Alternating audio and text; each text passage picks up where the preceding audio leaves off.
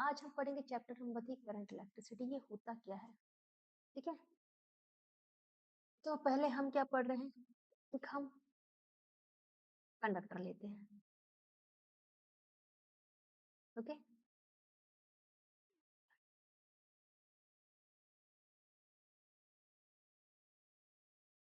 Okay, ये conductor है, इसमें रैंडमली एक इलेक्ट्रॉन इस डायरेक्शन में, एक इलेक्ट्रॉन इस डायरेक्शन में, एक इस डायरेक्शन में फ्लो हो रहा है, एक डायरेक्शन में फ्लो हो रहा है, एक इलेक्ट्रॉन इस डायरेक्शन में फ्लो हो रहा है, ठीक। तो जैसे कोई भी मेटल या किसी भी मेटल का वायर हो सकता है, उसमें एटम क्या है, इलेक्ट्रॉन क्या है, रैंडमली अरेंज्ड है। तो हम इसमें क्या लगा देते हैं, बैटरी। क्या लगा दी हमने, एक बैटरी। बैटरी लगा दी तो यहाँ क्या है, बहुत पॉजिटिव दे दिया, यहाँ क्या है, नेगेटिव रहती है। तो जैसे ही बैटरी पोटेंशियल डिफरेंस इसको मिला, इलेक्ट्रॉन किस साइड फ्लो होना चालू हो जाएंगे, इस डायरेक्शन, इस डायरेक्शन में सारे इलेक्ट्रॉन फ्लो होना चालू हो जाएंगे, ओके। आया समझ में। अब जैसे ही इलेक्ट्रॉन फ्लो होना चार्ज होगा, क्या बनेगा, charge. Q is equal to क्या होता है, हमें पता होगा, प्लस माइनस एन। Q क्या है, plus minus number of charge. Suppose हमने 5 इलेक्ट्रॉन लिए तो 5 इलेक्ट्रॉन, इलेक्ट्रॉन पे कितना चार्ज होता है, 1.6 × 10⁻⁻⁹। Q कितना हुआ,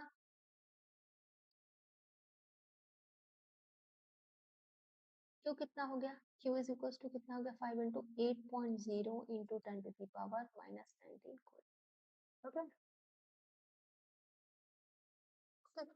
Q इज इक्वल टू क्या होगा, 8.0 × 10⁻⁻19 कूलम, ठीक है। अब करंट किस डायरेक्शन में फ्लो होता है, हमारा इलेक्ट्रॉन का फ्लो डायरेक्शन क्या है, इलेक्ट्रॉन का फ्लो ऑफ डायरेक्शन क्या है, इलेक्ट्रॉन का फ्लो ऑफ डायरेक्शन क्या है, नेगेटिव टू पॉजिटिव, ठीक है, चार जगह पर। अब करंट का फ्लो ऑफ डायरेक्शन क्या लेते हैं, positive to negative, positive to, तो हम करंट का डायरेक्शन क्या लेते हैं, positive to negative, okay. Electron का एक्चुअल में जो इलेक्ट्रॉन के फ्लो ऑफ इलेक्ट्रॉन की डिस्कवरी हुई वो लेटर ऑन, लेटर डिस्कवरी हुई। तो उसमें पाया गया कि एक्चुअली में इलेक्ट्रॉन क्या करता है, नेगेटिव टू पॉजिटिव फ्लो करता है। पर जो हमारा एजम्पशन था पहले, एजम्पशन में जो बहुत सारी थ्योरी दी गई थी वो एक्चुअली सही थी, पर उसमें जो डायरेक्शन थी वो प्लस से माइनस ली गई थी, प्लस से माइनस। इसकी फ्लो ऑफ करंट की लेटर ऑन इतना चेंज नहीं कर सकते थे, तो उन्होंने एक स्टेटमेंट दे दिया कि flow of electron is opposite to the flow of current, to the flow of current।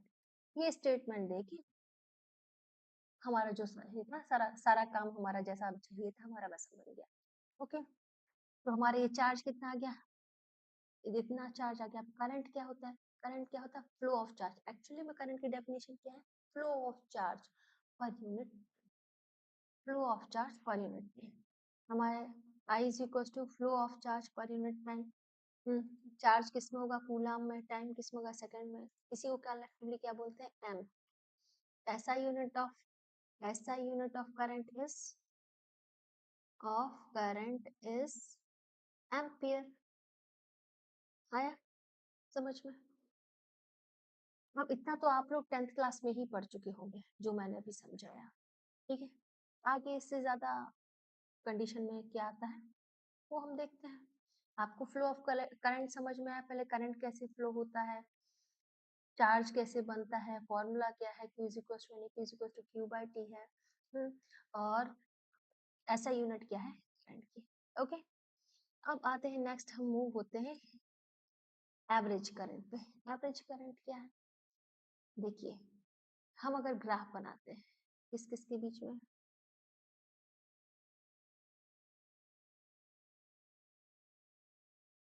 Versus T का हमने ग्राफ, और ग्राफ हमें कैसा मिल रहा है, लीनियर, ठीक है।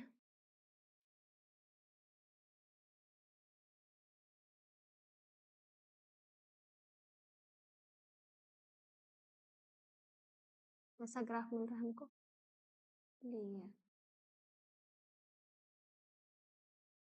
ओके, लीनियर ग्राफ मिला हमको।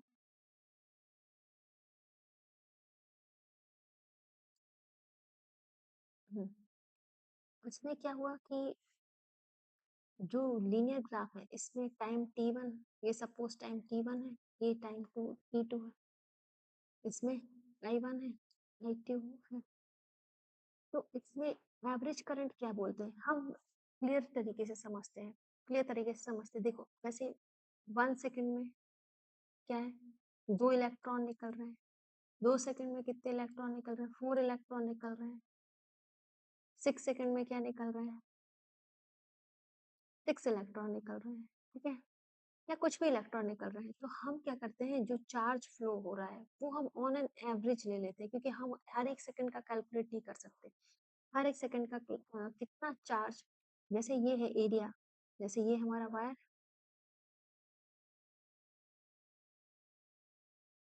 ये इसका क्रॉस सेक्शन है, ये सेक्शन है। इस सेक्शन में कितना करंट जा रहा है, कितना करंट जा रहा है इस क्रॉस सेक्शन में, उसका हम क्या ले लेते हैं, एवरेज ले लेते हैं। कि ऑन एन एवरेज ही हम जो जनरली करंट लेते हैं, 2 एम्पियर का करंट फ्लो हो रहा है इस कंडक्टर में, 5 एम्पियर का करंट फ्लो हो रहा है इस कंडक्टर में, ये एवरेज करंट ही रहता है। ये एक इंस्टेंट पे करंट नहीं रहता। हमने एक टाइम स्लॉट लिया T1 T2 के बीच में, उसमें कितना करंट फ्लो हो रहा है वो हम मेजर करते हैं, वही हमारा एवरेज करंट है।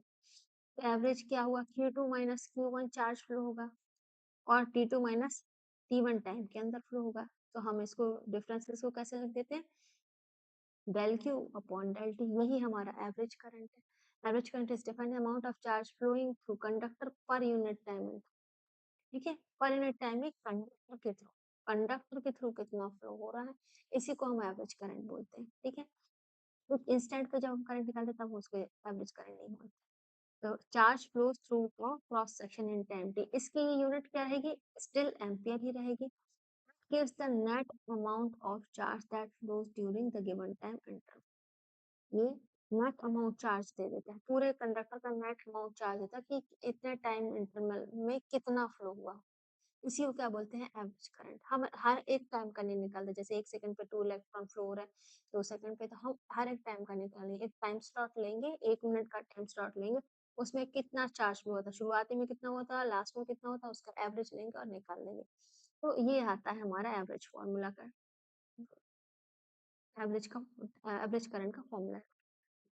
अब आते हैं हम इंस्टेंटेनियस करंट पे। इंस्टेंटेनियस करंट में स्टिल हमने ग्राफ बनाया, यहाँ क्या था I, यहाँ क्या था T, और यहाँ सपोज लीनियर करंट है, लीनियर ग्राफ हमें मिल रहा है, लीनियर नहीं भी मिला तो भी है। तो हमें इस इंस्टेंट पे, सपोज हमें t is equal to 2 second पे, 2 सेकेंड पे अगर हमें क्या चाहिए, करंट चाहिए, तो हम क्या करेंगे, I is equal to D Q by D T. D Q by charge को क्या करेंगे, टाइम के रिस्पेक्ट में डिफरेंशिएट करेंगे, क्योंकि हमें ग्राफ देगा। है, किसी भी इंस्टेंट ऑफ टाइम पे अगर हमें इंस्टेंटेनियस करंट निकालना है तो क्या होगा, D Q by D T. Okay,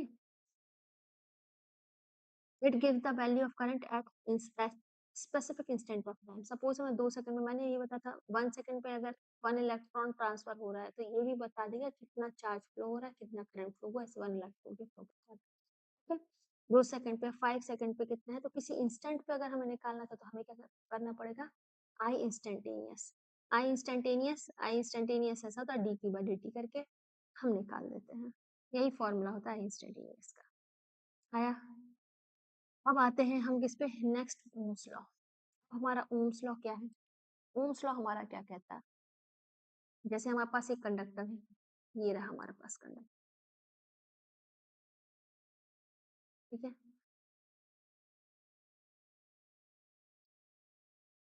इसमें करंट जो फ्लो होगा वो किस हिसाब से होगा, जितना करंट फ्लो होगा, इलेक्ट्रॉन तो इसमें डिसाइडेड रहेंगे ना, एक्स्ट्रा नहीं रहे। सपोज 4 इलेक्ट्रॉन है, 4 इलेक्ट्रॉन ही करंट बनाएंगे, तो वोल्टेज भी उसी हिसाब से लगेगा। एक्स्ट्रा भी लगा दो तो कोई मतलब नहीं, तो voltage is directly proportional to the current. यही स्टेटमेंट है ओम्स लॉ का। ठीक है, तो इसी में क्या आता है, भाई प्रोपोर्शनलिटी कांस्टेंट है, प्रोपोर्शनलिटी कांस्टेंट डायरेक्ट ऐसे नहीं होता, जैसे मतलब ये क्वांटिटी अगर बढ़ेगी तो एकदम ही है कि बिल्कुल उसी प्रोपोर्शन में ये भी क्वांटिटी बढ़ेगी, कोई फ्रिक्शन भी होगा। इसमें जो फ्रिक्शन होता है वो क्या होता है, रेजिस्टेंस। रेजिस्टेंस मतलब होता है जो फ्लो होता है इलेक्ट्रॉन का कंडक्टर के थ्रू फ्लो होता है, वो कोई ना कोई रेजिस्ट करता है, वो कोई ना कोई भी एक्टिविटी हो सकती है, एकदम फ्लो नहीं होता जाएगा, कुछ यहाँ से आपस में भी टकरा सकते हैं, कंडक्टर में भी टकरा सकते हैं, तो एकदम फ्लो नहीं बताएगा, तो कुछ ना कुछ रेजिस्टेंस निकलेगा, तो उसको हम क्या बोलते हैं, आर आई, और V is equal to I R. यही है अपना पूरा Ohm's law. Voltage is directly proportional to the current, but there is also a factor which is called resistance. Resistance को भी कैलकुलेट किया जाएगा, फ्लो ऑफ इलेक्ट्रॉन एकदम फ्लुएंटली नहीं हो जाएगा। बेस्ट कंडक्टर क्या होता है करंट का, सिल्वर है। सिल्वर में क्या होता है, फ्लो जब होता है इलेक्ट्रॉन का तो बहुत कम रेजिस्टेंस पर, उसमें भी रेजिस्टेंस रहता है, बहुत कम रेजिस्टेंस ऑफर करती है। तो और सबसे सेकंड कंडीशन क्या है ओम्स लॉ को, चलो ये तो हो गया स्टेटमेंट, पर उसमें भी एक कंडीशन लगी हुई है। अब एक कंडीशन बहुत ध्यान से सुनना, ये जो ओम्स लॉ वैलिड है वो किसके लिए वैलिड है, जब physical conditions like temperature dimension of a conductor remains constant. वो V is equal to I R तभी लगेगा जब टेम्परेचर कांस्टेंट रहेगा, एक ही टेम्परेचर में ये कहानी हो रही हो, प्रेशर कांस्टेंट रहेगा, और क्या कांस्टेंट रहेगा, डायमेंशंस कांस्टेंट रहेगा। ऐसा नहीं कि इसको आप स्ट्रेच करते जा रहे हो और करंट फ्लो करते जा रहे हो, एक्सेट्रा, ये चीजें कांस्टेंट रहनी चाहिए, तब जाके ओम्स लॉ एप्लीकेबल है, अदरवाइज ओम्स लॉ एप्लीकेबल नहीं होगा। और थर्ड क्या कंडीशन है, it is not applicable to non ohmic conductor. हाँ, कंडीशन आती है ओमिक कंडक्टर और non ohmic conductor. Ohmic conductor कौन से होते हैं, चलो हमारे पास कंडीशन, अब हमें समझना ओमिक कंडक्टर कौन होते हैं। ओमिक कंडक्टर्स, ओमिक कंडक्टर कौन से होते हैं, सपोज हमने लिया जो भी करंट के हिसाब से एक लीनियर ग्राफ देते हैं, वोल्टेज और करंट के बीच में लीनियर ग्राफ देते हैं, वो होते हैं ओमिक कंडक्टर्स। जो करंट के हिसाब से वैल्यू चेंज होगी जिनकी, तो वो ओमिक कंडक्टर्स, जिनकी नॉन वैल्यू हो जाती है वी आई, ग्राफ जो देते हैं वो वी आई ग्राफ देते हैं, वो उनका ग्राफ ऐसे से बनेगा, ऐसे से बनेगा, तो ये कर्व नहीं आना चाहिए, लीनियर ग्राफ ही बनता है। लीनियर ग्राफ जो कर्व वर्व आ गया तो वो क्या हो जाता है, non ohmic conductors, non ohmic. Okay, ये नॉन ओमिक कंडक्टर्स हो गए। आया, इन पे जो है वो ओम्स लॉ एप्लीकेबल नहीं है, non ohmic conductor, semiconductor, electrolyte, gas discharge वैसे। ओके, ओमिक कंडक्टर पे ही एप्लीकेबल है ओम्स लॉ। तो आप लिमिटेशन जरूर याद रखेंगे, परफेक्ट टेम्परेचर डायमेंशंस और प्रेशर पे कांस्टेंट रहेगा तभी जाके ओम्स लॉ एप्लीकेबल है। दूसरा क्या है, नॉन ओमिक कंडक्टर्स पे ओम्स लॉ एप्लीकेबल नहीं है, ठीक है, लिमिटेशंस में आ जाता है। अब आता है हमारा नेक्स्ट टॉपिक, क्या, करंट डेंसिटी। करंट डेंसिटी क्या होता है, करंट डेंसिटी, सपोज हमने ये ले लिया कंडक्टर, ठीक है, तो यहाँ पे क्या है, डेंसिटी तो समझते हैं ना, डेंसिटी में क्या था, एक एरिया में कितनी पॉपुलेशन है, वैसे ही इसमें एक एरिया में कितने इलेक्ट्रॉन फ्लो हो रहे हैं वही होगा। तो करंट डेंसिटी किससे डिनोट होती है, J से, और which is equal to I upon A, current flowing per unit area, ठीक है। और अगर हम ऐसा लिखना चाहें तो I इज इक्वल टू क्या लिख लेते हैं, J क्रॉस,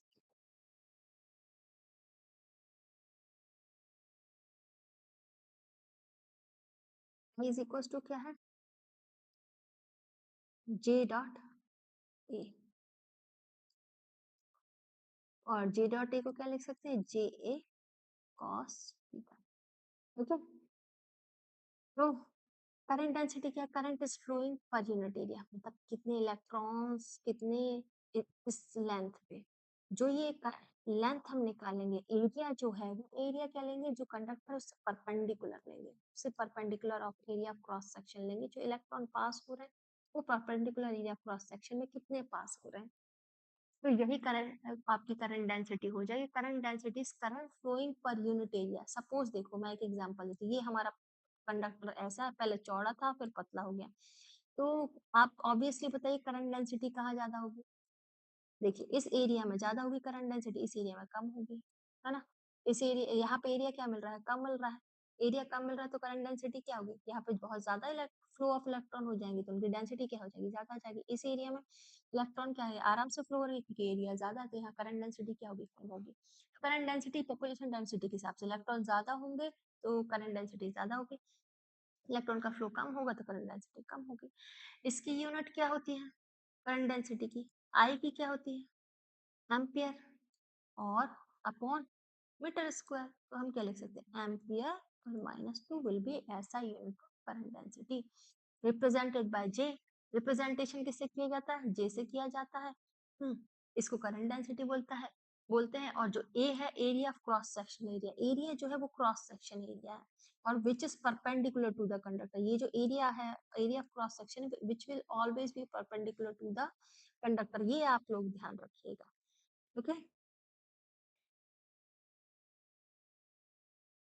अब आती है हमारी, नहीं रिलैक्सेशन टाइम नहीं, पहले हमारे पास किस चीज की स्लाइड आएगी? ड्रिफ्ट वेलोसिटी की स्लाइड है। Where is the drift velocity slide? तो जो आइए हम समझते हैं ड्रिफ्ट वेलोसिटी क्या है। सपोज ये है हमारे पास क्या है,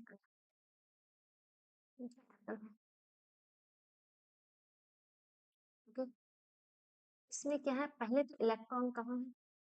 ये एक यहाँ पे मूव कर रहा है, एक यहाँ पे मूव कर रहा है, एक इलेक्ट्रॉन यहाँ पे मूव कर रहा है, एक इलेक्ट्रॉन यहाँ पे मूव कर रहा है, एक इलेक्ट्रॉन यहाँ पे मूव। ठीक है, जैसे ही हमने पोटेंशियल डिफरेंस इस पे लगाया तो क्या होता है, ये इलेक्ट्रॉन यहाँ ड्रिफ्ट होकर किस डायरेक्शन में जाएगा? इस डायरेक्शन में। ये भी ड्रिफ्ट होकर इस डायरेक्शन में जाएगा।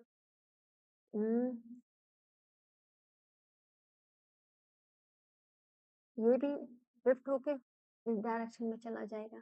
एक मिनट, ये भी ड्रिफ्ट होके इस डायरेक्शन में चला जाएगा। ये इधर ड्रिफ्ट होगा, ये इधर ड्रिफ्ट होगा। तो सारे क्या करेंगे? इलेक्ट्रॉन ड्रिफ्ट होंगे। किसके टूवर्ड्स ड्रिफ्ट होंगे? बैटरी के टूवर्ड्स ड्रिफ्ट होंगे, है ना? तो ये ड्रिफ्ट वेलोसिटी जो रहेगी वो क्या करेगी? Average velocity. ड्रिफ्ट वेलोसिटी हमारी क्या रहेगी? कितने सारे इलेक्ट्रॉन, इतने सारे इलेक्ट्रॉन है तो इनका हम एक एक तो कैलकुलेट कर नहीं पाएंगे, तो हम क्या करते हैं? Average velocity. ड्रिफ्ट वेलोसिटी हमारी क्या थी? Average velocity. ठीक है, डेफिनेशन से होता है average velocity acquired by free electron in the conductor under the influence of N applied electron. Definition याद हो गई आप लोगों को? एवरेज वेलोसिटी, पूरे इलेक्ट्रॉन से क्या होगी? Average velocity. ये जब एक्वायर करते हैं, जैसे ही इनमें क्या लगा दिया जाता है? इलेक्ट्रिक फील्ड लगा दिया जाता है, तो इनमें क्या होती है? वेलोसिटी एक्वायर करती है, that is called drift. Okay, ये जो फॉर्मूला लिखा है इसको डेरिवेशन अभी अपन relation between current and drift velocity में डिराइव करेंगे। बाकी अभी ड्रिफ्ट वेलोसिटी आपको समझ में आ गया। Average velocity acquired by free electron in a conductor during the influence of applied electron denoted by VD, drift velocity. अब इसका जो डेरिवेशन है आगे हम आगे करेंगे। इसकी ऐसा यूनिट क्या थी? मीटर पर सेकंड। देखो वेलोसिटी है, सॉरी मीटर पर सेकंड है, वेलोसिटी है, वेलोसिटी हमेशा मीटर पर सेकंड में होगी। तो डू रिमेम्बर कि ड्रिफ्ट क्या है? ड्रिफ्ट भले ही ड्रिफ्ट लगा है तो वेलोसिटी ना, तो यूनिट हमेशा क्या होगी? वेलोसिटी की मीटर पर सेकंड होगी। ओके,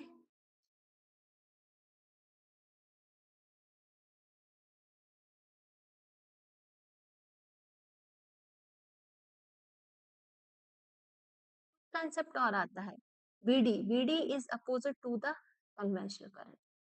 तो देखो करंट किस तरह फ्लो होगा? Flow of electron opposite to the flow of electron. और वेलोसिटी किस तरफ लग रही है? इस साइड।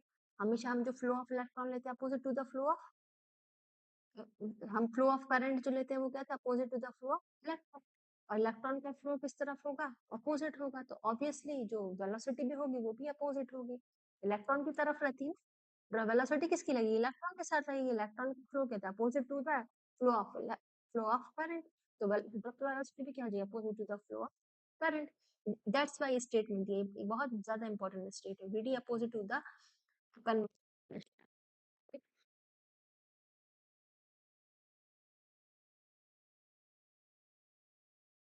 डिनोट होता है टाउ से, ये हमेशा टाउ से मिलेगा। ये क्या है? Average time interval between two successive collision of the conduction electron with the atom और ions of a conductor. Suppose हमारे पास कंडक्टर है, कंडक्टर मत लीजिए, मैं इसकी और वैसी इमेज बना देती हूँ और मैग्नीफाइड इमेज बना देती हूँ। सपोज ये इलेक्ट्रॉन है, एक इलेक्ट्रॉन यहाँ से दूसरे इलेक्ट्रॉन से टकराने, बताया था जैसे कंडक्टर में है इलेक्ट्रॉन क्या करता है भाई, आप लोग हो एक कमरे में, मैंने आपको बहुत सारे लोग रख दिए, अब वो उनसे बोला है कि दो सब लोग एक लाइन में लाइन जमा के बहुत तेज दौड़ो, तो ऑब्वियस सी बात है वो उस रूम में अगर दौड़ेंगे बहुत सारे लोग तो क्या करेंगे, एक दूसरे से टकराए, है ना? टकराएंगे तो क्या होगा, कोलिजन तो होगा ही होगा, यही तो कोलिजन बाद में क्या बन के निकलता है, रेजिस्टेंस निकल के बनता है, इसी में तो रेजिस्टेंस लग जाता है, जो कोलिजन होता है। तो इसमें क्या होगा, जो इलेक्ट्रॉन एक से दूसरे में कोलिजन कर रहा है, उसके बीच का जो टाइम है, उसको क्या बोलते हैं, रिलैक्सेशन टाइम। इसको क्या बोलते हैं, रिलैक्सेशन टाइम। इसी टाइम को बोला गया था average time interval between two successive collision. To successive collision, यहाँ से यहाँ पे आया और यहाँ से यहाँ पे गया, तो ये क्या होगा, टू सक्सेसिव कोलिजन। अगला कोलिजन होने का टाइम भी यही क्या होगा, रिलैक्सेशन। इसी को क्या बोलते हैं, relaxation time interval between two successive collision. तो यहाँ से यहाँ कर रहा है और यहाँ से यहाँ कर रहा है, तो इसमें कितना टाइम ले रहा है, इसी को रिलैक्सेशन टाइम है। तो जैसे कोई अच्छा कंडक्टर हो तो उसमें कोलिजन क्या होगा, कम होगा, रेजिस्टेंस क्या होगा, कम होगा, कोलिजन क्या होगा, कम होगा, तो रिलैक्सेशन टाइम क्या होगा, ज्यादा होगा। ठीक है, ये कंसेप्ट समझ में आए? टाउ से डिनोट करते हैं इसको, एल अपॉन वी होता है, V average speed of the electron at its mean free path. ये क्या होता है, relaxation time. Average mean free path, mean free path मतलब पूरा जो फ्री पाथ है उसमें जो अवेलेबिलिटी है उसमें कितना कॉलिजन हो रहा है। जैसे कोई बहुत अच्छा कंडक्टर, तो रिलैक्सेशन टाइम क्या लगेगा, ज्यादा लगेगा, रिलैक्सेशन टाइम ज्यादा लगेगा, उसमें ज्यादा कोलिजन नहीं होगा, कोलिजन नहीं होता, ज्यादा रेजिस्टेंस क्रिएट नहीं होगा, रेजिस्टेंस नहीं क्रिएट होता, कंडक्टर अच्छा बन जाएगा। क्या है समझ में? तो ये हो गया आपका रिलैक्सेशन टाइम। तो हम ये पूछते हैं, एक क्वेश्चन आता है कि अगर हमने टेम्परेचर इंक्रीज कर दिया, अगर हमने टेम्परेचर इंक्रीज कर दिया तो रिलैक्सेशन टाइम का क्या होगा, कोलिजन क्या होगा, और जल्दी जल्दी होगा, ये इलेक्ट्रॉन है इसमें जल्दी आके टकराएगा और जल्दी से आके टकराएगा, तो ये जो रिलैक्सेशन टाइम था तो कम ये क्या हो जाएगा, कम हो जाएगा। रिलैक्सेशन जो टाइम है वो क्या हो जाएगा आपका, कम हो जाएगा, इलेक्ट्रॉन जल्दी जल्दी टकराएगा, जल्दी जल्दी मूव होने लगेगा, रिलैक्सेशन टाइम क्या हो जाएगा, कम हो जाएगा। जैसे ही टेम्परेचर बढ़ाएंगे आप, रिलैक्सेशन टाइम कम हो जाएगा। रिलैक्सेशन टाइम क्या, एक इलेक्ट्रॉन से दूसरे इलेक्ट्रॉन को टकराने तक, इसको क्या बोलते हैं, रिलैक्सेशन। ओके,